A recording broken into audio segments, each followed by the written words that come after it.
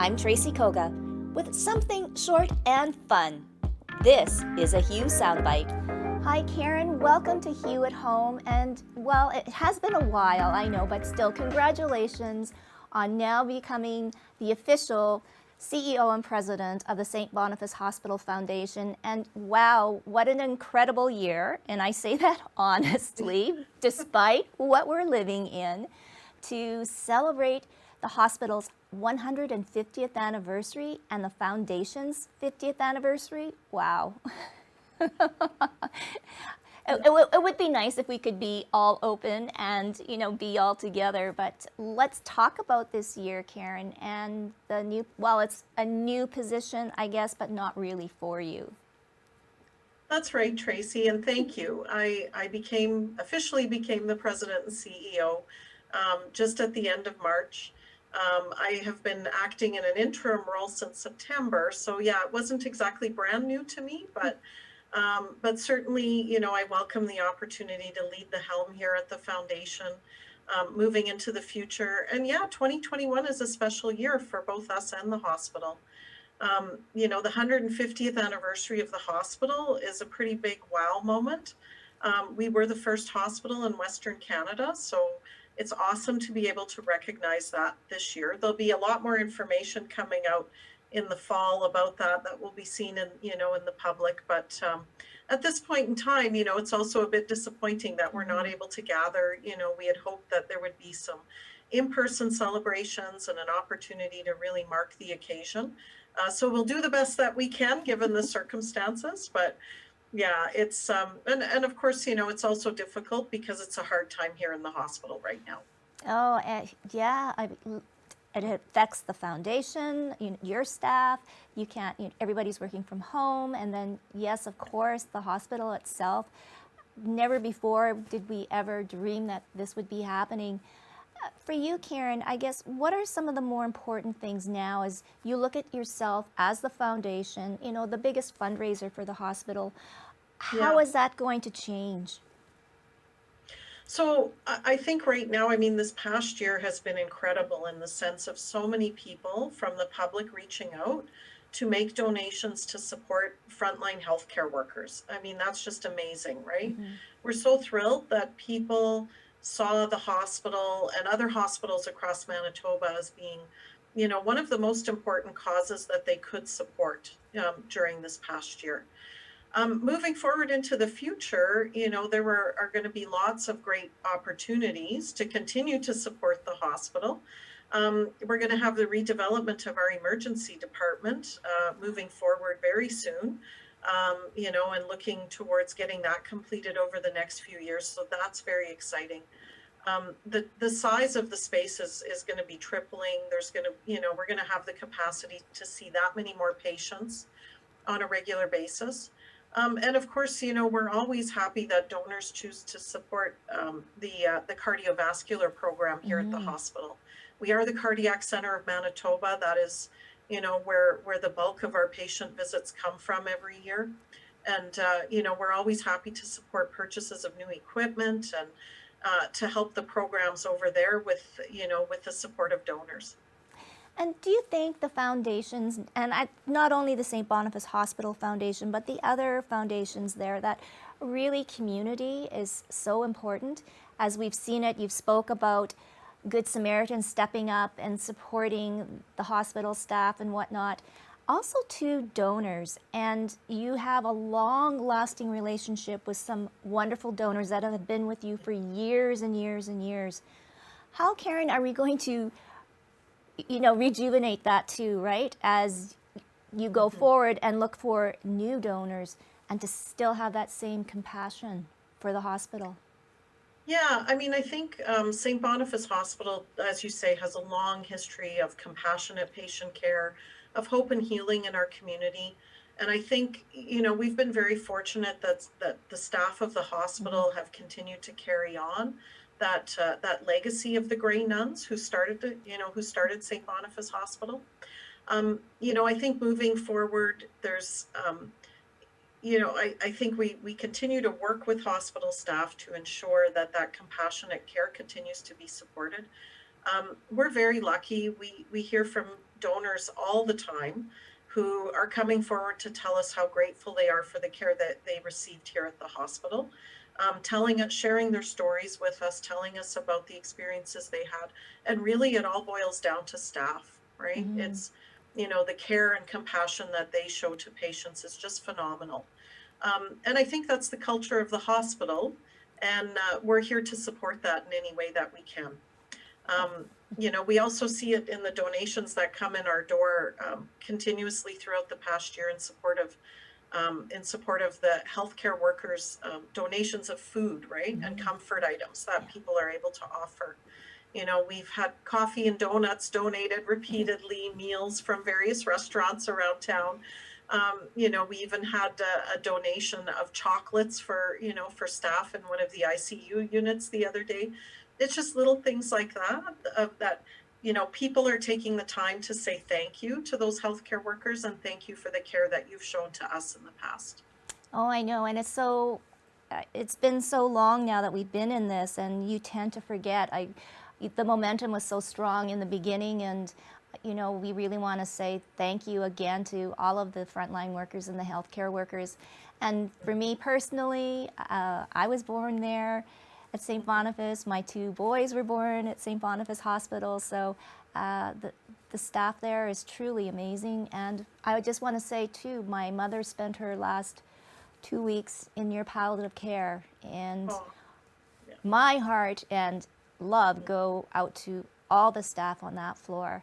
Uh, they are truly amazing, and I know that any hospital has that too as well. But definitely compassion and empathy and respect, as well as great medical care. So, we know Yeah. this is going to continue, but I guess we hear everything and we see everything now. No one expected a pandemic. I want to talk more about the foundation now, Karen, and raising money. And we all know the big galas and the big events that you're famous for, and all these other organizations. What kind of ideas? And I know it's happened. We do virtual, but Yeah. moving out post pandemic, what are you planning? Well, I think, continuing the events that we are currently running, right? We have an Hmm. annual radiothon that Hmm. presented by the Vicar Auto Group happens every November. A couple of years ago, we worked with some volunteers from the hospital, Hmm. some staff to start a new event called Run to Believe. So we're really encouraging all Manitobans to participate in that. Last year, again, we made it virtual, just like everybody else, and we were thrilled to see that it expanded beyond the running community to include people who were also walking and cycling. I think I have one staff member this year that's probably going to roller skate, to raise funds for the hospital. Roller skating's making a big comeback, apparently. You drag them out of the So closet. exactly, exactly. So it's really exciting to see how many people want to participate in that way to help raise money for the hospital. We also, a couple of years ago, I guess it was in fall of 2019, Mhm. started a new event called Rose Soiree, which was a gala type event, a cocktail party format. We were very fortunate at that time to be able to hold it in the ruins of St. Boniface Cathedral. It was an absolutely stunning Wow. setting. Mhm. It was just a magical evening, all in support of cardiac care here at St. Boniface Hospital. Last year, we were able to do the event virtually, which we were very Mhm. grateful for. I think we were one of the first virtual galas in Manitoba, and again, it was very successful. And so we hope to continue that event in person at some point in the future. It would be really great to see people again and to continue to build on that event and expand it. Oh, most definitely, and I think we all look forward to that day. For you personally, Karen, what are some of the things that you would like to work on and make a difference, not only with the foundation, but also with the hospital and the community? So, I mean, I think it's really important for us to continue to support the funding priorities of the hospital, to work Hmm. with the hospital leadership to identify where are the gaps, right? Hmm. We all know that government pays for all the basic healthcare needs that we have, but if there are gaps that our donors can help to fill just to make patient care just a little bit better, just bring it a little bit higher to that mark of excellence, that's what we're here to do. We're also really happy to be able to support research, right? Medical Oh, yes. research in our community. We're the home of the Albrechtsen Research Center, and that research center alone is phenomenal. Like the amount Mhm. of research that that core group of people put out every year is amazing. We have 10 researchers over there that have been recognized as part of by Stanford University as part of the top 2% of researchers in the world. So you think about, what they're doing, and what they're doing helps to change the face of patient care, right? And because they're here at St. Boniface, quite often we can see the results of that medical research translating directly into patient care within, just within a few short years of them, being able to make new discoveries and create new innovations. So we're very fortunate. You certainly are. And you need to let the whole world know about this. I mean, this is a truly amazing. Absolutely.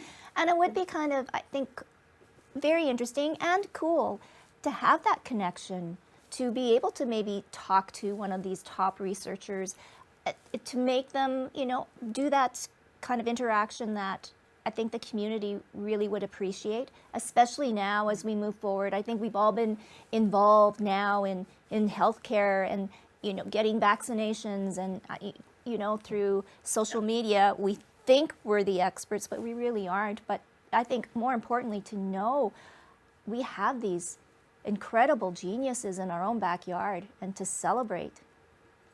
So, Yes, exactly. Well, this year we actually were able to bring back the health report. So we used to run the show on a local radio station. This year we've brought it back in a virtual format. So it is giving us that opportunity to, for researchers to present information to the community, to provide expertise on different topics. A few weeks ago we had Dr. John Dukas, a cardiologist here at St. Boniface, talking about the importance of calling 911 if you think you're experiencing a heart attack, right? It seems like such a simple thing to do, but when people are in that moment, quite often that's not the first thing that comes into their mind, right? no, And that's so, he's really trying to emphasize to the public how important it is, because time is muscle when it comes to heart attacks. Having a cardiac arrest actually damages your heart beyond repair, right? Like once heart muscles die, or sorry, once heart cells die during a heart attack, they never come back. okay. So, it's super important to get to the hospital as quickly as possible if you think you're experiencing a cardiac event. Even if it turns out to not be one or to be just a minor event, it's still really important to seek that care as quickly as possible. No. Well, and I guess to wrap things up, Karen, you've been at this job since March, but you know so much about it. You've been involved with the foundation for so many years. The best part of your job? I think the absolute best part is being able to see donors make a difference in the hospital and in healthcare in our community.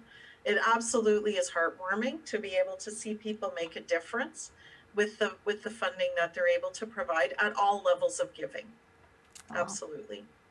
well, everybody, please continue to support the St. Boniface Hospital and the foundation. Happy birthday, happy anniversary, 50 years. Thank you. Oh, and it's been so wonderful to chat with you. And please, let's keep the conversation going because we want to help you celebrate when we can all get back together in the fall, hopefully. Absolutely. Absolutely. Thank you, Tracy.